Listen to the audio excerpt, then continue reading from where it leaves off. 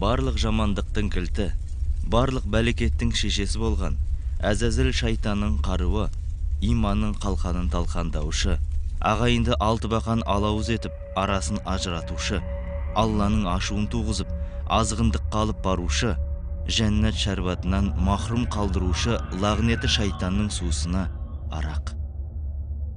Негізі алкоголь деген сөз арабтың әл-кухул сөзінен шыққандығы айтылады. Яғни әл-кухул алкоголь сөзіне айналған. Ал тілдік мағынада кухул деген сөз ашытқы дегенді білдіреді.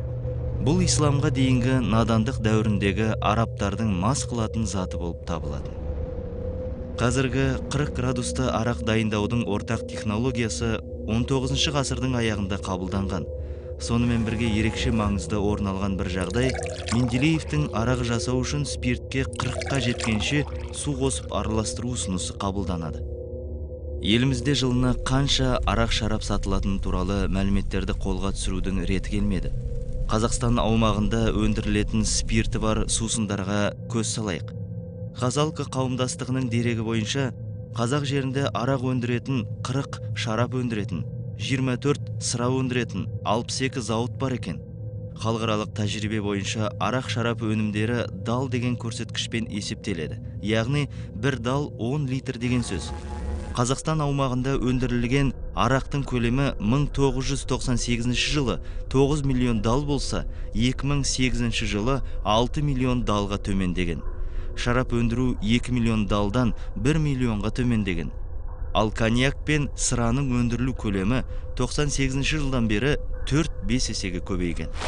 Жан басына есептесек, 1991 жылы әр қазақстандық жылына 7 литр, 98 жылы 5-6 литр, 2008 жылы 4 литр арақ ішкен екен.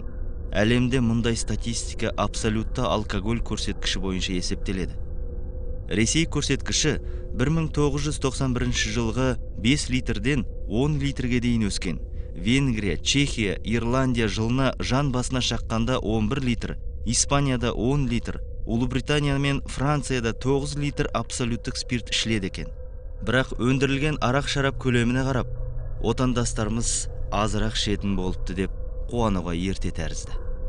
Кедендік бақылау комитетінің дерегінше, бір ғана Алматыға 2007 жылы 117 миллион долларды құрайтын 89 мың тонна спирттік өнім енгізілсе, 2008 жылы шетелдерден алып келінген арақ шараптың салмағы 106 мың тоннаға дейін, бағасы 126 миллион долларға